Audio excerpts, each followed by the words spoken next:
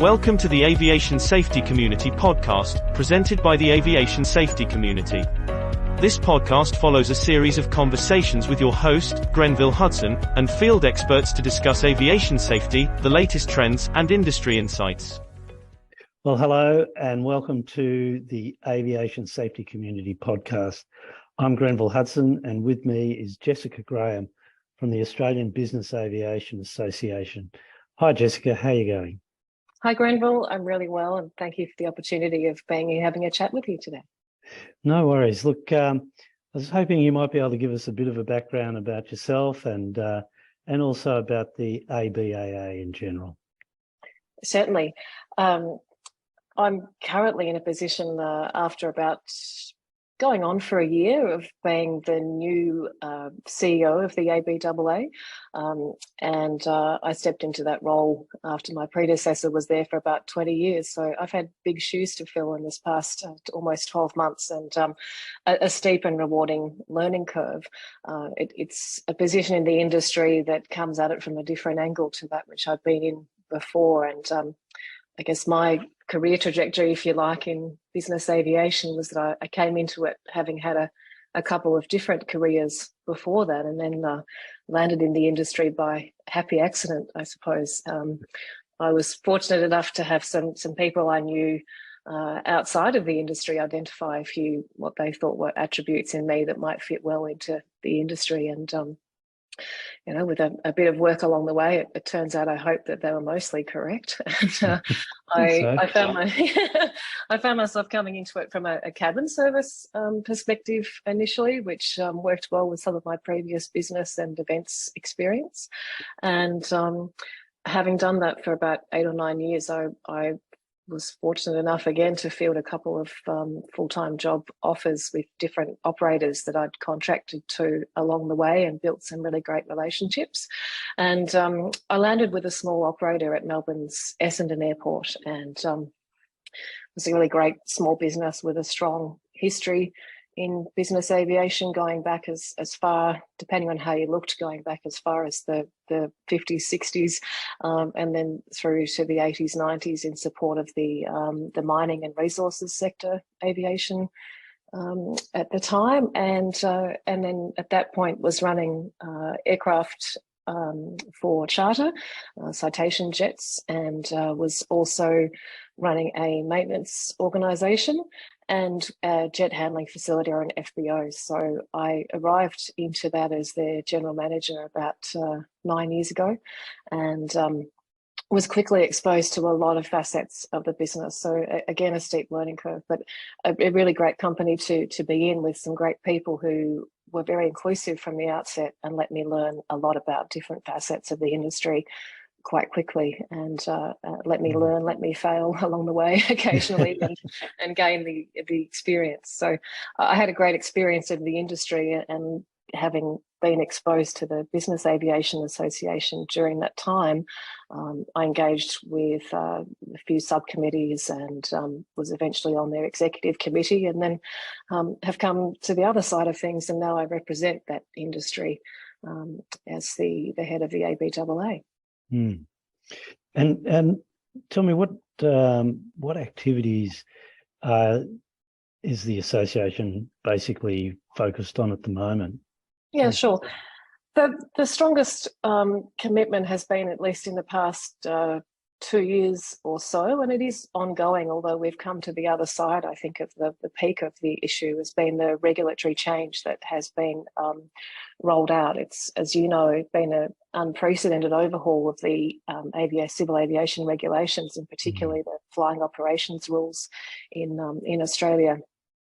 And that was quite burdensome on a lot of our operators. And look, business aviation in Australia, it's representative of a very small segment of the aviation industry broadly, but nonetheless, they were tasked with getting up to speed at a level which had previously been requested of the scheduled airlines, and our members were under-resourced and under-prepared for that. And look, there was a general sentiment, quite openly, I think, that the regulator wasn't quite in a position to support that through their support material, and they had a lack of understanding about the way that we do what we do and how we're resourced to do it. So the big thing that we've been working on there has been advocating with the regulator to increase their understanding, the way that they can help us through guidance material to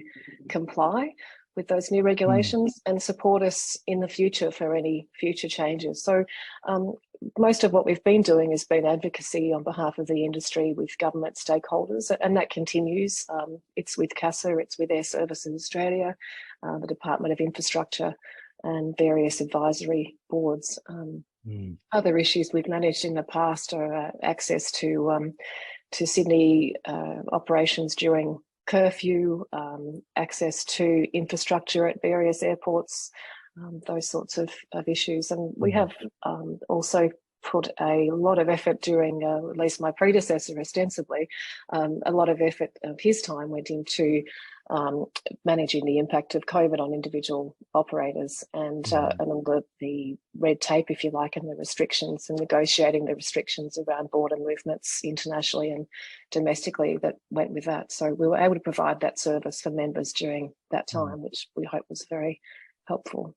And post-COVID, we've seen probably an absolute boom in business aviation, haven't we? Yeah, absolutely. And that's been worldwide, of course, driven most notably by the US market. And I think Europe and Asia followed suit. And in our own region, we were hampered a little bit by the ongoing restrictions, and they lasted, as everyone will know, a little longer, in some cases substantially longer than the rest of the world. So movement was impeded, whether you're on a scheduled service or a business jet there for some time. So that held back the growth a little bit. And it did prolong that period where our people were not working and not doing what they love to do, which is particularly in the case of the pilots, of course, is go flying. So that itself had an impact. But after those restrictions lifted, and perhaps during that time people had a chance to consider the aircraft they wanted to fly in when the restrictions lifted, there was quite a trend for new people coming into the market with jets, and also those operators and owners with aircraft actually often buying new aircraft. And so we saw in Australia sort of a general fleet renewal and an increase in the number of business jets and in the types coming into Australia too, which has been interesting. But we have had a boom time, and that's an exciting time for the industry. And what about in terms of pilot resources? You know, so many people have left the industry during COVID, and that has that impacted upon business aviation too? Yeah, I think it has, and it's something that's industry-wide. It's in general aviation broadly, but definitely specifically in business aviation, we're subject to the same pressures. COVID being an interesting time with people having that hiatus, I think, and having the opportunity to understand work-life balance or begin to think about those sorts of issues. Perhaps those who were on the cusp of retirement within 2 or 3 or 4 or 5 years may have had that process accelerated through desire or by force, or being encouraged to take that early retirement. That happened in our industry as well as in the airlines. So we have lost part of that upper end talent pool. And then at the same time, people have had a bit of a circuit breaker about what work-life balance means to them, and whether the business aviation industry is something that supports that going forward. So we are at a bit of an interesting time there, where we're not necessarily bringing people into the industry as quickly as we can. And as people would know, that's a lengthy and expensive process to onboard new pilots, and engineering is subject to similar pressures. And we're a little behind, I think, in being able to support the workforce, or to bring in the workforce we need to support what's still a growing segment of the industry. Yeah, I think that you know, I guess the job specification for a business jet pilot is so different to an airline pilot or pretty much anything out there.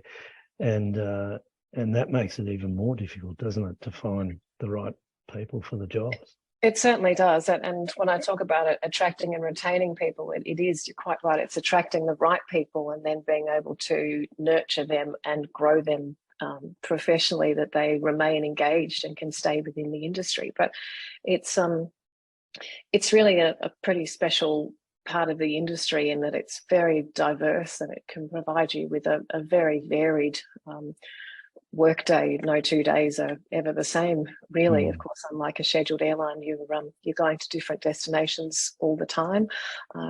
If you're working on the ground, you're handling different types of aircraft all the time. You're doing some incredible travel, but business aviation by its nature is an ad hoc or on-demand product.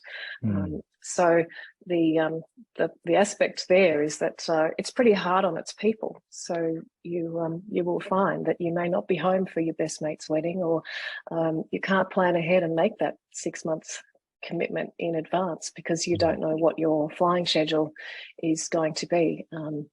And the current workplace pressures are exacerbating that too, because there's not as many people to perhaps fill those gaps on a casual basis if you're wanting to be away. So it is challenging, but the payoff, if you are passionate about it and you really sink your teeth into it, is that you have a really exciting and diverse experience. It opens you up to some incredible people, diverse range of life experience and travel, but it's not for everybody.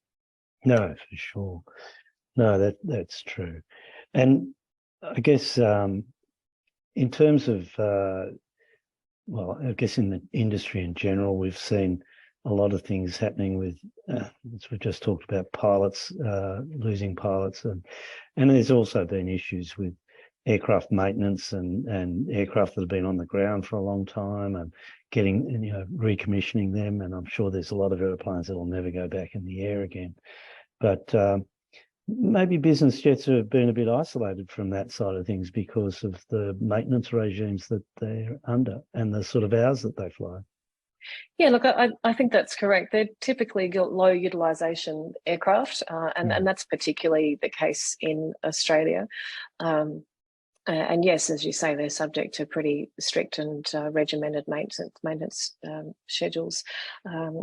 I think perhaps it's not so much the aircraft that have needed recommissioning and consideration there, but we're also working on the impact that has had on the pilots and the people who may have been stood down for some time. And as I mentioned before, all the pilots I know want to fly aeroplanes, and when they're not doing that, I think we're still understanding what that hiatus over COVID has done as far as their well-being and their sense of professional satisfaction and worth, and to come back into that, having had that time aside from it, brings its own issues. And I know CASA's looking into that. I know it's playing into a lot of research around human factors and so on, with the stress of it. And of course, we also have there, at this point in the pandemic, post-pandemic, we have a huge amount of our population who have had COVID, and we don't yet have enough time with that in the rearview mirror to understand what the full impact of that is physically on our people too. So in many cases they've had to go back through their DAMI and go through processes of requalification medically to or reassessment medically to make sure that they're fit to fly again, and that in itself can bring stresses. So perhaps it's not so much the tools, but it's the people who have been a little isolated and not considered fully in coming back to work after COVID. Do you think we need more young people coming into the industry? I do. I really do. I was talking to a head of flying department. Flight department recently, as someone well also, and his feeling was that compared to 20 or 30 years ago when he came into it, there were a lot of younger people, and I'll be quite honest, he said a lot of younger blokes, and comparatively, and I think that's a positive trend. It wasn't one that was immediately evident to me, but I think there's been a confluence of factors there that have led us to not engage and attract younger people coming in terms of engineering pathways. It's a convoluted training pathway. There are significant get-in costs and costs along the way for operators and for individuals taking that pathway. And in terms of training pilots, the structure of that is that typically these pilots need to go almost entirely. The case they have to go internationally to do their initial and their subsequent recurrent simulator training, and that's an enormous cost. And it's one that is borne by the operator of the aircraft or the owner of the aircraft, depending on the company structure. But it is a high cost, and as an industry, I think in some cases pre-COVID, and perhaps that's an enduring thing, as we have relied upon pilots who have a huge amount of experience and knowledge of both their aircraft type that they fly and the industry to fill those gaps. And we've relied upon them, but of course they are getting towards that level of seniority where they want to start retiring. And I fear there's not enough being done to ensure that those next generations are coming through. I think we need to focus on that. We need to focus on the visibility of the industry, that it is there for those who have a passion for aviation, that they can be presented with general aviation and business aviation as a realistic pathway by comparison, well, alongside, if you like, the airlines. But I think we would do well to start working on programs that will bring younger pilots and engineers and on the ground professionals, management staff as well. There's a lot of different roles that are done within our industry outside of just flying these airplanes. So I think we do really well to bring in younger people. Yeah, and just to touch on women in aviation, and you've told us a bit about your journey, to where you are now, but what do you think the opportunities are within the business aviation world for women?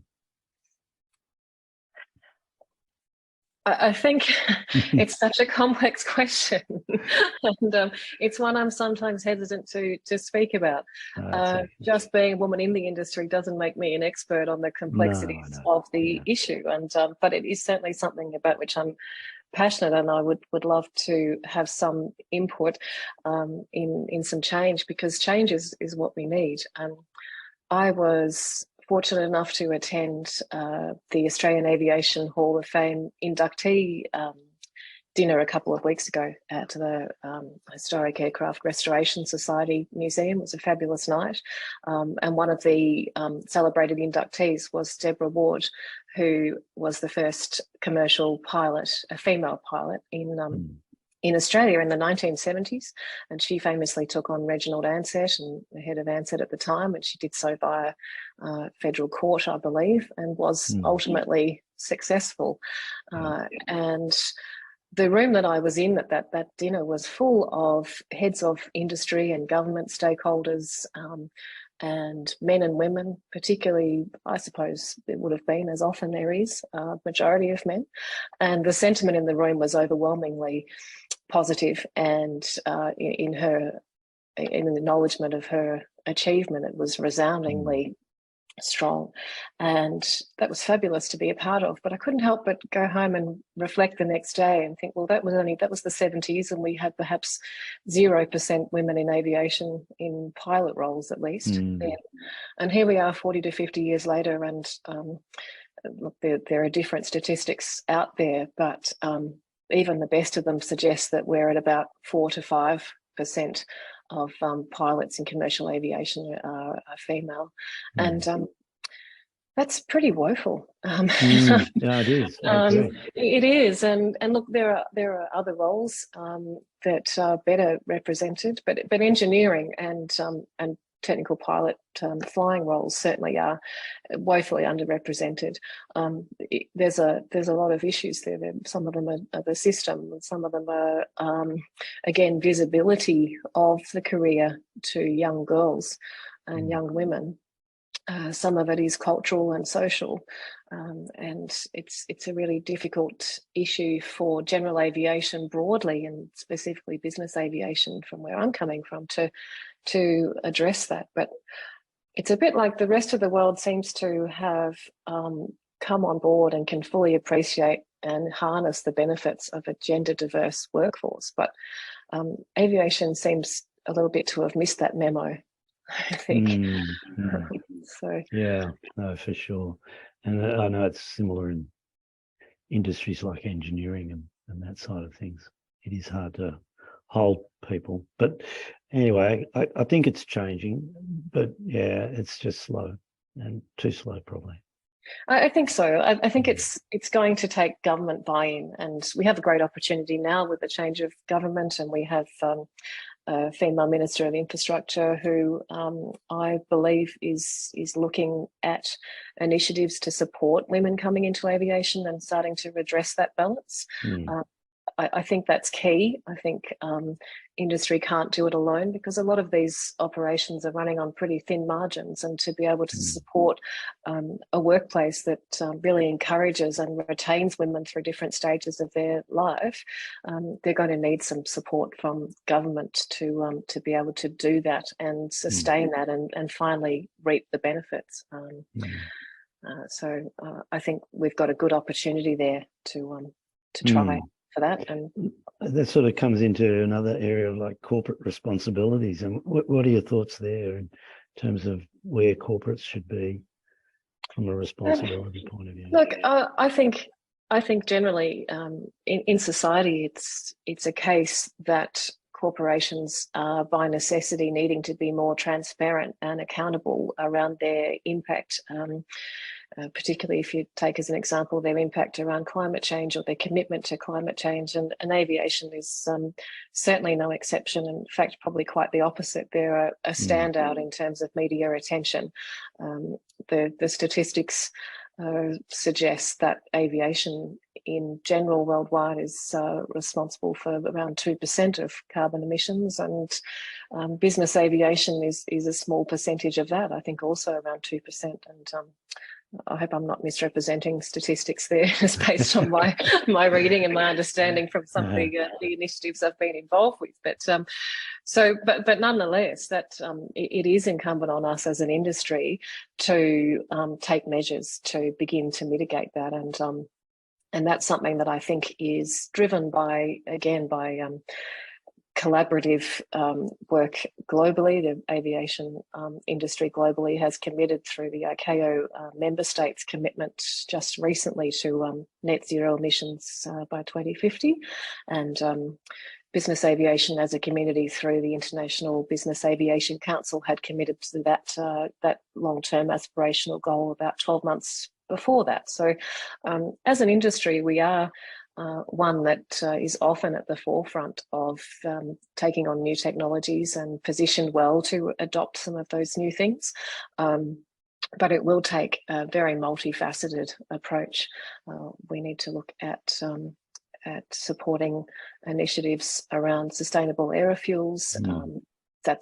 Australia is a long way behind in terms of its availability, access and infrastructure to those initiatives, but there are small steps that people can take. Even small operators can do little things to start to build their toolbox, if you like, towards mitigating their footprint. And I think it's important that they do that. I think that there is a public expectation that is growing in momentum day by day, and having had a little bit to do with a recent carbon exchange program that the International Business Aviation Council has put together. The feedback we have from some of the test cases or the early adopters internationally is that they're not only finding that they're getting a positive benefit there from being involved in that process, and it's helping them meet their obligations under CORSIA and other carbon reporting programs internationally, but they're beginning to see a positive benefit economically, in that their clients are beginning to expect to have that carbon exchange or offset option available to them. And it begins to set them apart as a company that is stepping up and doing some of these things. And I think that's important. And those social pressures are a little, sorry, I think there's those social social pressures, I suppose, around that, but they're also the sorts of pressures that are going to be exerted around engaging the workforce and becoming more gender diverse and diverse in terms of backgrounds and skills too. So I think business aviation in particular has been a little bit siloed historically, and now is a time where we need to think a little bit broadly outside of ourselves and see where our responsibility sits alongside other aspects of the corporate community, because it is what will soon be expected unilaterally. Yeah. And you mentioned IBAC, the International Business Aviation Council. How does that interact with the ABAA, all these acronyms? Sorry. Yes. I have to say that's one of my steepest learning curves coming into aviation, was trying to manage the acronyms. I had to have a little ready reckoner written on my desk, and I'm still finding more and more every day. But IBAC is headquartered in Montreal, and they are, being in Montreal, they're close by to ICAO there, and they have some representative status at ICAO on behalf of the business aviation community globally. So they actually are made up of, I think it's close to 20 member associations from around the world, and the Australian Business Aviation is one of them, and others like MEBA, which is the Middle Eastern Business Aviation Association. The NBAA in America is, of course, probably the most well-recognised business aviation association globally. But there are also some really small ones that are coming along. Ireland, in particular, has just founded their own business aviation association to represent the interests of their members there. So it's been, for me, a really rewarding aspect of my job to understand where the Australian industry sits against and within the landscape of its international partners, because of course we are those aircraft within a membership that are operating internationally, doing so within these regions. And so I found it really rewarding to make those contacts internationally and have that bank of people on whom I can draw to assist not just me, but also to assist my members who might all of a sudden find that they have been tasked with travelling to somewhere fairly remote in Africa, for example, and I'm able to reach out to a colleague or associate at the African Business Aviation Council, or association. So that's been invaluable. And again, because we're a little part of the industry and we don't employ huge numbers of people, we find sometimes we can be a little bit insular. So those global connections are really very important. Well, Jessica, it's been really great talking to you, and really enjoyed listening to you about business aviation, not just in Australia, but around the world, and some of the challenges that it faces. So, look, I hope we can have you on the podcast again, maybe next year sometime, and talk about some of the developments as they unfold. Yes, thank you, Grenville. I'd be happy to do that. I have been a supporter of what the community is doing there, and your initiatives have been really worthwhile to the community in general in business aviation, and lots of our members have been really complimentary about that. It's a fantastic thing to be on board with, and I think in a similar spirit, the ABAA will have a few initiatives in the new year around peer-to-peer mentoring and networking that will hopefully support some of those goals as well. So I very much look forward to it, and thank you for your time today. Thank you. Thank you for your kind words. Anyway, we'll see you later. Bye-bye. Thank you for listening to the Aviation Safety Community Podcast. Please don't forget to visit our website, www.aviationsafetycommunity.com.au. We'll see you in the next episode.